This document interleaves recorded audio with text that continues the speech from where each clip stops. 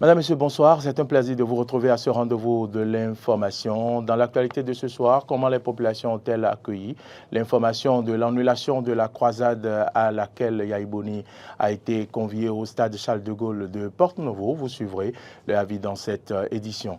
Les députés de la 8e législature seront en séance plénière les 21 et 22 juin. 3 points sont inscrits à l'ordre des séances plénières. Les détails sont à suivre dans ce journal. Et puis, hors de nos frontières, en RDC, les experts de l'ONU évoquent l'existence de preuves substantielles sur l'intervention directe des forces de défense rwandaises en RDC aux côtés des rebelles du M23. C'est tout pour le sommaire.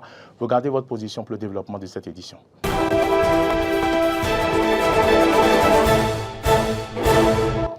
Merci donc à toutes et à tous pour l'attention et bienvenue dans ce journal. Je l'annonçais en titre, la croisade mondiale annoncée par l'ancien président de la République, Boni Yayi, n'aura pas lieu au Bénin comme prévu. Une note de l'autorité préfectorale de l'OME interdit toute manifestation sur les places publiques sur son territoire. Comment les populations ont-elles accueilli l'information?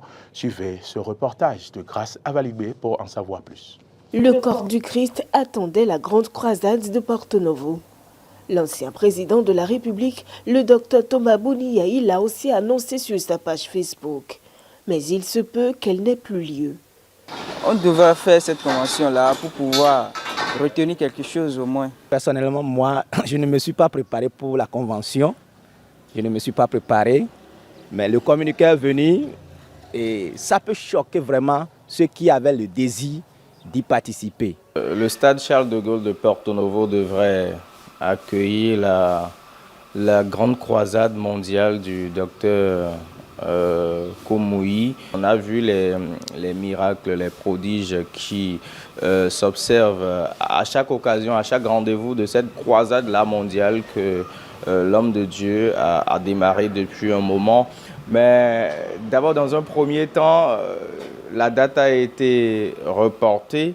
Deuxième obstacle, annulation des manifestations de cette envergure. Déception, désolation et curiosité.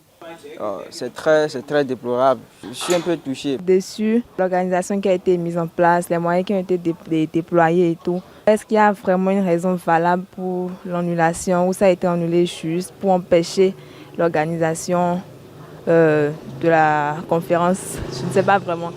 Le communiqué qui a donné la puce à l'oreille date du 15 juin 2023, signé Achadou Toukourou, premier adjoint au maire de Porto-Novo, et est adressé au président du collectif des associations des églises évangéliques du Bénin, CAEB. Il stipule que les manifestations à caractère religieux sur les lieux publics sont interdites sur toute l'étendue du territoire du département de l'Ouémé. Les conventions et autres manifestations peuvent se dérouler au niveau des temples. Peut-être que la haute autorité a vu que cela peut être un inconvénient, alors c'est pourquoi le communiqué est sorti.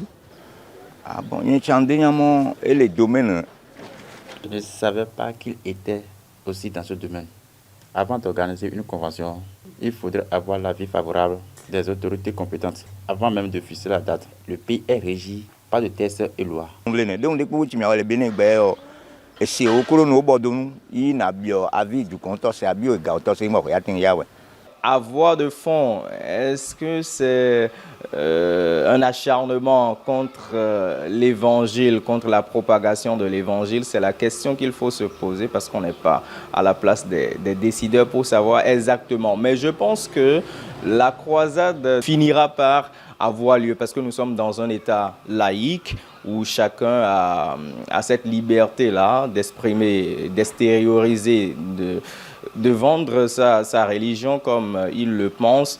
Il suffit juste pour les organisateurs. Il faut reconnaître que le président Boni Yayi n'est pas organisateur, il n'est qu'un participant. Il s'est juste annoncé pour participer à la croisade. Et donc, il faut que les organisateurs revoient les copies, aillent encore sur le terrain de négociation avec les autorités à tous les niveaux et qu'ils mettent à compétition tous les cadres compétents de l'Église. Cette croisade devrait se tenir du 22 au 27 juin 2023 au stade Charles de Gaulle de Porto-Novo.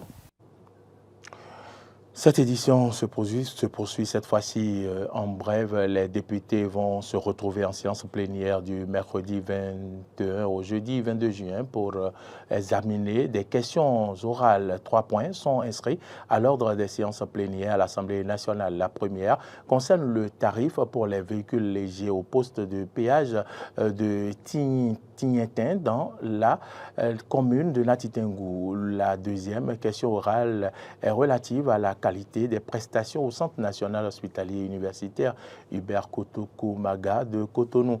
Les ministres de la Santé, Benjamin Humpati, du cadre de vie et des transports chargés du développement durable, José Didier Tonato, ou leurs représentants sont attendus à l'Assemblée nationale dans ce cadre. À la séance plénière du jeudi 22 juin 2023, les députés vont examiner en deuxième lecture la loi numéro 2022-36 portant gestion des produits chimiques et de leur décret en République du Bénin. Vous le savez, la composition des épreuves du baccalauréat, session de juin 2023, a démarré hier sur toute l'étendue du territoire national. Après les différents points dans les départements du littoral, de l'Atlantique, de l'Ouémé, dans nos éditions précédentes, allons maintenant dans la Takora Donga retrouver notre correspondant, Ians Aoubré, qui nous parle du démarrage du baccalauréat. Hier, dans le département de la Donga, c'est le secrétaire général de la préfecture qui a procédé au lancement officiel des épreuves de ce baccalauréat, session de juin 2023 pour le compte de ce département. La cérémonie protocolaire s'est déroulée au collège d'enseignement général de Djougou, l'un des 4 centres de composition ouverts dans ce département. Et pour la circonstance, le secrétaire général de la préfecture, Isaka Moussa Yaya, représentant le préfet bien entendu, était entouré du maire de la commune de Djougou et du directeur départemental des enseignements secondaires et techniques et de la formation professionnelle. Et très tôt ce lundi matin, la délégation départementale s'est rendue sur les lieux de composition pour doper le moral des candidats avant le lancement des épreuves. Des candidats qui, dans l'ensemble, se disent bien aguerris pour affronter les épreuves.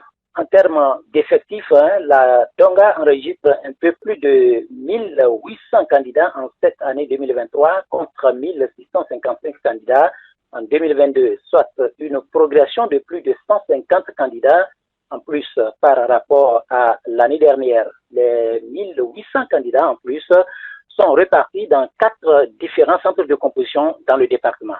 Les candidats se disent satisfaits de la journée. Même chose pour les autorités que nous avons pu prendre dans la matinée de ce lundi. Les impressions pour eux, les impressions sont très bonnes. En ce qui concerne le déroulement des épreuves en ce premier jour de l'examen, que l'effectif des candidats pour le maire de la commune de Djougou qui enregistre 2 centres de composition sur les 4 ouverts dans le département, c'est une satisfaction. Tout s'est déroulé sans le moindre incident, sans irrégularité dans l'organisation de cet examen. Dame Nature s'est faite aussi très clémente ce lundi, selon le secrétaire général de la préfecture qui reprend les propos du préfet. L'augmentation du nombre de candidats en cette année 2023 est le fruit des efforts consentis par tous les acteurs de l'éducation, surtout en termes de sensibilisation. Restons dans ce registre pour dire qu'à Cotonou, dans le département du littoral, l'une de nos équipes a recueilli les propos de certains parents par rapport à leur état d'âme. Je vous invite à suivre ici donc le avis au micro de Clémence Tonoucoin. C'est un sentiment d'émotion une fois et puis la seconde fois, c'est un sentiment de joie parce que un périple de 9 mois d'année scolaire et que les résultats va se résumer dans les 3 jours qui viennent. C'est vraiment important et que c'est avec joie que nous accueillons cette journée. Et déjà à 6h30, j'étais ici et j'ai amené ma fille. Il y avait tout un dispositif organisationnel. La police républicaine est là et veille au grain avec les vigiles et tout ça. Et avec les parents aussi qui attendent impatiemment et qui ont accompagné leurs enfants aussi dans l'enceinte. C'est difficile de quitter, mais moi je n'ai pas l'impression de rester jusqu'à la fin de l'heure. Mais j'ai attendu tout juste le lancement pour voir qu'ils ont effectivement démarré avant de retourner et peut éventuellement revenir à des heures de sortie. Franchement, je suis un peu stressée. Je suis un peu très stressée et je prie le Seigneur qu'il leur accorde la réussite. Parce que vous savez, il n'est pas facile d'être parent. Et un élève qui travaille pendant toute une année scolaire et qui apprend régulièrement et qui suit les conseils de son professeur a 90% de chance à réussir pour son examen. Donc, on ne peut que souhaiter la réussite pour nos enfants. Et quand bien même tu as un enfant qui travaille, et quand il va à l'examen, il y a cette peur qui nous anime. On entend, on prie. Ça, c'est la première phase. À l'approche des résultats maintenant, il y aura encore un autre stress. Et quand ils vont réussir, c'est la joie. Je vais revenir à midi moins le quart pour voir comment ils ont travaillé. Je rappelle que cet élément a été tourné hier donc à Cotonou. Et parlons maintenant de l'équipe du Bénin, les Guépards. Vous le savez, le Bénin était face au Sénégal ce week-end dans le cadre des éliminatoires de la Coupe d'Afrique des Nations qui se tiendra en Côte d'Ivoire. À l'issue de cette rencontre, les deux équipes se sont neutralisées, un but partout. Que pensent certains citoyens de ce résultat? Le Bénin a-t-il des chances de se qualifier? Plusieurs citoyens se sont confiés au micro de Arthur Ruendo. Par rapport au match passé, ce que moi j'ai constaté que le jeu qu'ils sont en train de faire dans ces derniers temps, c'est un peu bon, c'est un peu amélioré quoi. C'est un match parfait, je dirais une finale. Bien qu'on n'a pas eu la victoire sur le Sénégal, je dirais que c'est une finale gagnée. C'était, un match très difficile. Bon. Dieu merci qu'ils ont pu égaliser le but. Mais bon, on pourrait dire que beaucoup croient. Le Bénin a la chance pour se qualifier si il peut maintenir l'équipe qui gagne. Ça ne sera pas une tâche facile hein, parce que d'abord la Mozambique a gagné un match hier contre le Rwanda 2-0. Donc étant donné que la Mozambique vient déjà en deuxième position, ça sera pas une partie de plaisir pour le Bénin. Mais il va falloir gagner le match contre le Rwanda et puis le match contre le Mozambique. Déjà quand on a perdu contre le Mozambique, la Mozambique j'allais dire 1-0 à Cotonou, il va falloir gagner contre le Rwanda et puis contre la Mozambique avant de pouvoir sauter. Mais ça ne sera pas une partie de plaisir parce que la Mozambique et le Rwanda ne peuvent pas se laisser faire. Le Bénin a donné le meilleur de lui-même. Mais bon, avec ce que je connais, ce que j'entends, je peux dire, bon, c'est un peu douteux, hein, c'est un peu douteux de manière honnête. Je suis béninoise, certes, mais bon, c'est ce que je dis, j'en pense au fait. Quittons maintenant le Bénin pour aller en RDC où les experts de l'ONU ont présenté hier le rapport final sur la République démocratique du Congo au Conseil de sécurité après un an d'enquête. Ces experts ont exposé des preuves du soutien actif de Kigali au mouvement armé du M23 dans l'est de la RDC. Dans les rapports précédents, ils ont collecté des éléments supplémentaires sur cette implication de l'armée rwandaise dans la province congolaise du Nord Kivu. Suivez le commentaire. Les experts de l'ONU affirment que les forces rwandaises ont renforcé les rangs du M23 à plusieurs reprises pour contrôler les points stratégiques. Ainsi, par des événements cités dans des localités, leur présence est constatée avant et après la prise de ces zones par le M23. À Kiwanja, ville prise par le M23 le 29 octobre 2022, une vidéo du 15 novembre montre une colonne de 25 soldats identifiés comme appartenant à l'armée rwandaise. À Monsaki, dans le terroir de Massissi, un ordinateur portable contenant des notes en anglais et en Kinyarwanda est retrouvé avec des informations sur l'équipement militaire et détaillant les noms et les grades de soldats et de commandants soupçonnés d'appartenir à l'armée rwandaise et envoyés en mission. Ces experts citent aussi plusieurs noms des officiers supérieurs rwandais impliqués dans l'organisation de ces opérations sur le sol congolais. Opération qui serait baptisée Nord Kivu, conçue et coordonnée par le général James Kaberebe, actuel conseiller défense et sécurité du président Paul Kagame. Pour les experts, l'objectif de Kigali est de renforcer le M23 pour sécuriser les sites miniers et décimer le groupe majoritairement Hutu FDLR, soutien régulier de l'armée congolaise. Les experts notent que le retrait concédé sur le papier par le M23 n'est pas totalement vrai et que les combattants sont toujours présents sur les zones concernées, soit redéployés. Le nombre total de combattants du M23 avoisinerait 3000 hommes. Le porte-parole de la diplomatie ukrainienne accuse les autorités hongroises de violation de la Convention européenne des droits de l'homme, ce que refute Budapest, affirmant agir en conformité avec le droit et les pratiques en vigueur au niveau international. Suivez. Le 8 juin dernier, grâce à l'intervention de l'Église orthodoxe russe et sans que les autorités ukrainiennes n'en aient été informées, 11 Ukrainiens, des prisonniers de guerre selon Kiev, ont été transférés en Hongrie depuis la Russie. Des citoyens ukrainiens originaires de Transcarpathie, une région située dans l'ouest de l'Ukraine qui rassemble une importante communauté hongroise. Depuis, je cite, toutes les tentatives de diplomates ukrainiens pour établir un contact direct avec ces citoyens se sont révélées sans succès, explique le porte-parole de la diplomatie ukrainienne qui accuse Kiev de les avoir placés en isolement sans moyen de communication.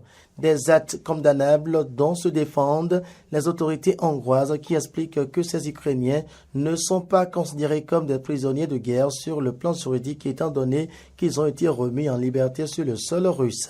Ils sont ici de leur plein gré, ils peuvent quitter le pays librement à tout moment, nous ne les surveillons pas, détaille le directeur du cabinet du Premier ministre Viktor Orban. Mais Kiev n'en démord pas et réclame une nouvelle fois au gouvernement hongrois de donner au consul ukrainien un accès immédiat à ces prisonniers de guerre afin qu'ils puissent évaluer leur état physique et psychologique, leur expliquer leurs droits et fournir une assistance consulaire d'urgence. Madame, Monsieur, ce journal se referme ici. Merci à toutes et à tous de l'avoir suivi. On se donne rendez-vous pour demain quand il sonnera 8 h sur Matin d'Éden. Je vous souhaite de passer une agréable soirée en notre compagnie et bonsoir.